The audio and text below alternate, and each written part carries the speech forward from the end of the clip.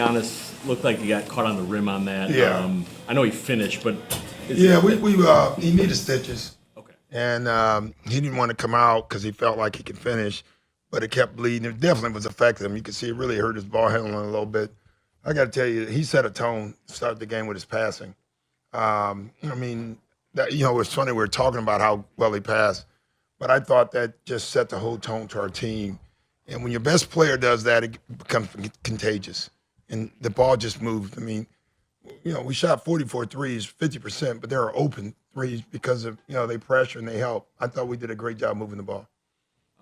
With that, he had said after the Portland game, he wanted to be more aggressive in creating. Now, Toronto clearly wanted to build a wall and contain, but he as you said, very decisive with those. Yeah, he also baited a couple of times, which is, very few people have the ability to do that.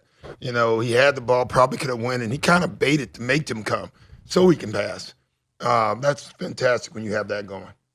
And how big Dame's been going through it a little bit is we've talked about, to have him kind of break out or have a Dame-like performance. It's funny. He did offensively, but I thought it may have been one of his best defensive night. He had great defensive focus.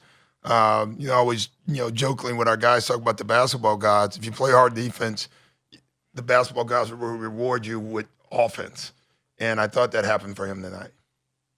Coach, you always manage to keep Brook Lopez and Giannis in the paint, both of them or at least one of them. Yeah. As far as you can tell, how you manage the duo just to make sure that the paint is always... Yeah, that's what we changed this year, and it took us some time. I think at 10 games, we were 27th in defense. Now since then, we've been 7th, 6th, 10th overall.